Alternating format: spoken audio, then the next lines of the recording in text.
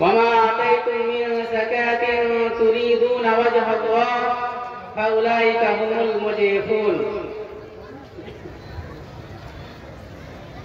وقال النبي صلى الله عليه وسلم لعن آكل الربا وموكله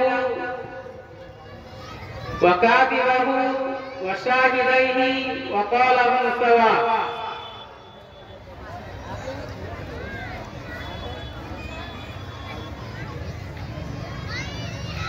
শ্রদ্ধেয় সম্মানীয় আজকের সভার যোগ্যতম সভাপতি মহাশয় এবং মঞ্চে উপবিষ্ট দিনদার পরেজগার ওলামা একরামগণ এবং আমার সম্মুখীন বসে থাকা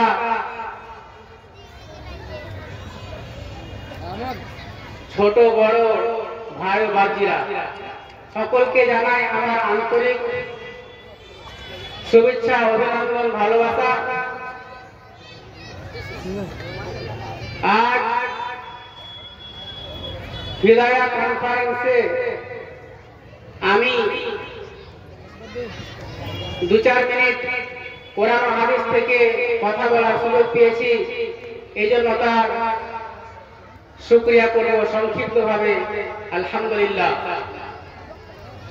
এবং তারপরে পরে বিশ্বের নবী মুহাম্মদ রাসূলুল্লাহ সাল্লাল্লাহু আলাইহি ওয়াসাল্লামের প্রতি শত কোটি দরুদ ও সালাম বিস্ময় ঝরঝর করে বর্ষণ হোক। আল্লাহুম্মা আমিন। আল্লাহুম্মা সাল্লি আলাইহি ওয়া বারিক আলাইহি।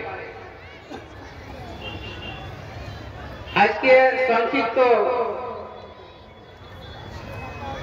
আলোচনায় আমার বিষয় হচ্ছে শরীয়তের দৃষ্টিকোণে সুদের পর্যালোচনা। সমাজ শোষণের যতগুলো উপায় এই পর্যন্ত উদ্ভাবিত হয়েছে, ধনীকে আরো ধনী এবং গরিবকে আরো গরিব, মিসকিন ফকির করার যত কৌশল গুলো হয়েছে, সুদ তাদের মধ্যে একটি কৌশল ফলাফল অর্থনীতির চূড়ান্ত অনিষ্ট সাধন। কোন সমাজ বিধ্বংসীর হাতিয়ার নেই। ইলাহি গ্রন্থে তাওরাতের যে অংশটি বাইবেলের ওল্ড টেস্টামেন্ট নামে পরিচিত, তা থেকে জানা যায় সুদের প্রচলন হয়েছিল আরো অতীতে, অর্থাৎ মুসা আলাইহিস সালামের পূর্বেও সুদ বিদ্যমান ছিল। আজও সেই সুদ অপ্রতিহত গতিতে সমাজে বিদ্যমান রয়েছে। কিন্তু ইতিহাস সাক্ষী, সুদকে সব সময় কঠোর ভাষায় নিন্দা করা হয়েছে। সুদ বর্জনের আহ্বান জানানো হয়েছে। যুগে যুগে কালে কালে কোন ইলাহি গ্রন্থে সুদের লেনদেনকে সমর্থন করা হয়নি এবং জায়েজ করা হয়নি।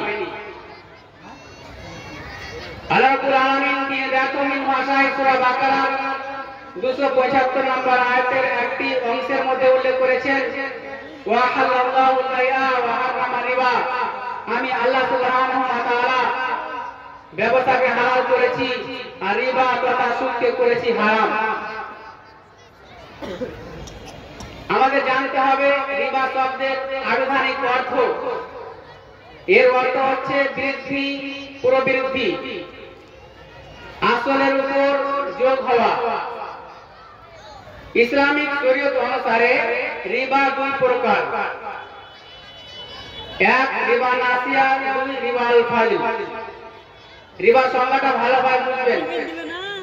রিবা নাসিয়া হলো বাকিতে ঋণের সুদ, অর্থাৎ ঋণের সেই সময়কালকে বলা হয় যা ঋণদাতা মূল ঋণের উপর নির্ধারিত পরিমাণ অতিরিক্ত প্রদানের শর্তে ঋণ গ্রহীতাকে নির্ধারণ করে দেয়। উদাহরণ, হাসান এবং হুসাইন। হাসানের কাছে ধরেন যে 10 কেজি গম আছে এবং হুসাইনের কাছে, হাসানের কাছে 100 টাকা আছে।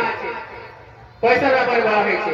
হাসানের কাছে 100 টাকা আছে এবং হুসাইনের কাছে এই টাকাটা দিবে, হুসাইনকে 100 টাকা দিবে এবং শর্ত রাখবে 1 বছর। 1 বছর পর হাসান হুসাইনের কাছে 10 টাকা নিবে। হাসান হুসাইনের কাছে 1 বছর পর 100 টাকা নিবে, তার সাথে আরো অতিরিক্ত শতকরা 10 টাকা নিবে। এটা হচ্ছে রিবা নাসিয়া। শুধু তাই নয়, নাম্বার 2 রিবা আল ফাজল। ফাজলের উদ্ভব হয় পণ্য সামগ্রী, খাবার দাবার হাতে হাতে বিনিময় করার সময় পণ্যটির খাবারটির অতিরিক্ত বিনিময়কে বলা হয় রিবা আল ফাজল। ফাজল অর্থ অতিরিক্ত। ধরেন 10 কেজি গম হাসানের কাছে আছে আর হোসেনের কাছে 12 কেজি গম আছে। যেটি 10 কেজি গম এটি ভালো গম, যেটি 12 কেজি গম এটি খারাপ গম।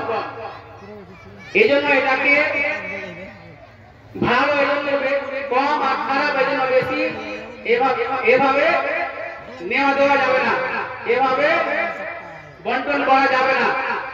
খারাপ তবুও 10 কেজি দিতে হবে আর ভালো তবুও 10 কেজি দিতে হবে। যদি বলে যে খারাপ এজন্য কি বেশি নিব, এটা হবে রিবা আল ফাজল। আর রিবা আল ফাজলের প্রসঙ্গে আল্লাহ সুবহানাহু ওয়া তাআলা সূরা আল ইমরান সূরা নম্বর 3 পারা নম্বর 4 আয়াত নম্বর 130 এর মধ্যে উল্লেখ করেছেন, ইয়া আইয়ুহাল্লাযীনা আমানু লা তাকুলু রিবা আদাফা মুজাফা ওয়াত্তাকুল্লাহ লাআল্লাকুম তুফলিহুন। হে ঈমানদারগণ, লা তাকুলু রিবা, তোমরা সুদ খেও না। আদাফা মুজাফা, কেমন সুদ? বাড়তি সুদ, চক্র বৃদ্ধি হারে সুদ। এই সুদ তোমরা খেও না।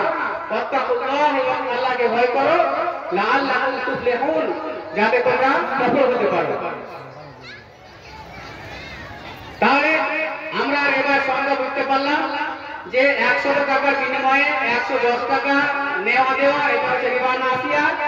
10 কেজি বিনিময়ে 12 কেজি গম বা ধান চাল খাবার দাবার নেওয়া, এটা হচ্ছে রিবা আল ফাজল। এটা করা যাবে না। এগুলো করলে কি হবে? এটা সুদ হবে। সুদ একটা এমন অপরাধজনক বস্তু, এটা আমাদেরকে যে কোনো সময় ত্যাগ করতে হবে। সদা সর্বদাই আমাদের মাঝে থেকে উৎখাত করার চেষ্টা করতে হবে। সুদের সঙ্গে জড়িত থাকা যাবে না। আল্লাহ সুবহানাহু ওয়া তাআলা সুদ প্রসঙ্গে তিনি উল্লেখ করেছেন, ওয়ামা আতাইতুম মির রিবা লিয়ারবু ফি আমওয়ালিন নাস ফালা ইয়ারবু ইনদাল্লাহ ওয়ামা আতাইতুম মিন যাকাতিন তুরিদুনা ওয়াজহাল্লাহ ফাউলাইকা হুমুল মুজিফুন। তোমরা যে সুদ দাও, লোকের ধন সম্পদ টাকা পয়সা বৃদ্ধি হবে বলে, এটা আল্লাহর নিকট বৃদ্ধি হয় না। ওয়ামা আতাইতুম মিন যাকাতিন তুরিদুনা ওয়াজহাল্লাহ, এবং তোমরা যে আল্লাহকে সন্তুষ্ট করার জন্য, খুশি করার জন্য যাকাত দিয়ে থাকো, এটা বহু গুণে বৃদ্ধি হয়। শুধু তাই নয়, এই প্রসঙ্গে আল্লাহ সুবহানাহু ওয়া তাআলা তিনি আরো বলেছেন, ইয়ামহাকুল্লাহু রিবা ওয়া ইউরবি সাদাকাত ওয়াল্লাহু লা ইউহিব্বু কুল্লা কাফারিন আসিম। আল্লাহ বলেছেন, যারা আল্লাহ সুদকে সংকুচিত করেন, আল্লাহ সুদকে ধ্বংস করেন, পায়ুরবে সাদাকাত এবং দানকে বৃদ্ধি করেন। আর আল্লাহ বলেছেন, আমি কোন অবিশ্বাসী পাপী বান্দাকে পছন্দ করি না। তাহলে দুই আয়াত দ্বারা আমরা স্পষ্ট বুঝতে পারলাম যে যারা আল্লাহকে রাজি করার জন্য, যারা আল্লাহকে সন্তুষ্ট করার জন্য, খুশি করার জন্য যাকাত দিবে, এটা আল্লাহর নিকট বহু গুণে বৃদ্ধি হবে। আর যারা কুপ্রথা চালু রাখবে, সুদের মতো জঘন্য একটা পাপকে নিজের মধ্যে চালু রাখবে, সুদ দিবে নিবে, এটা পশ্চিম কালেও সাকসেস হবে না। যারা সুদ খায়, শুনে রাখুন, সুদ এমন একটা অপরাধজনক বস্তু, এমন একটা খারাপ বিষয়, যারা সুদ খাবে সে একদিন না একদিন মিসকিন ফকির হবে। যদি সে না হয় তার ছেলে হবে, তার ছেলে যদি না হয় তার ছেলে হবে। এভাবে পরম্পরা একের পর এক, সে যদি না হয় আর কেউ হবে। এরকম ভাবে কেউ না কেউ ফকির মিসকিন হবে। অতএব আমাদেরকে এই জঘন্য বিষয়টি থেকে বেঁচে থাকার চেষ্টা করতে হবে। সুদ এত জঘন্য বিষয়, এর চাইতে বড় জঘন্য বিষয় জেনা পর্যন্ত নয়, অহংকার পর্যন্ত নয়। আমরা জানি অহংকার করা একটি বড় গুনাহ, জেনা করা একটি বড় গুনাহ, এর সাজা রয়েছে, এজন্য অপরাধী হবে। কিন্তু সুদ এমন একটা ঘাটিয়া বিষয়, এত খারাপ বিষয় নবী করিম সাল্লাল্লাহু আলাইহি ওয়াসাল্লাম তিনি এই প্রসঙ্গে বলেছেন, লানা আকিলা রিবা ওয়া মুকিলাহু ওয়া কাতিবাহু ওয়া শাহিদাইহি ওয়া কালাম সাওয়া। নবী করিম সাল্লাল্লাহু আলাইহি ওয়াসাল্লাম তিনি চার শ্রেণীর ব্যক্তির প্রতি লানত করেছেন। সুদ সম্পর্কে জড়িত থাকা ব্যক্তি, চারজন ব্যক্তির ব্যাপারে আল্লাহ সুবহানাহু ওয়া তাআলা তিনি লানত করেছেন। এক, যারা সুদ খায়, ওয়া মুকিলাহু যারা সুদ দেয়, ওয়া কাতিবাহু যারা সুদ রাখে, এবং ওয়া শাহিদাইহি যারা সুদের সাক্ষী থাকে। এই চারটি শ্রেণীর ব্যক্তি কাল কিয়ামতের দিন অপরাধী বলে গণ্য হবে। অতএব সাবধান, জেনা করতে গেলে জেনার সাথে যে জেনা করবে সে যাবে জাহান্নামে, আর তার সাথে যে জড়িত থাকবে সে যাবে। অহংকার করতে গেলে সে অহংকারের পাপ তাকে মোচন করতে হবে, পাপ পেতে হবে। এইভাবে বিভিন্ন পাপ রয়েছে, সে পাপের নিজে সে পাপ বহন করতে হবে, তাকে কালকে আমাদের পাপের সাজা নিতে হবে। কিন্তু সুদ এমন একটি বিষয় যে সে নিজে জাহান্নামে যাবে এবং তার সাথে আরো চারজন ব্যক্তিকে জাহান্নামে নিয়ে যাবে।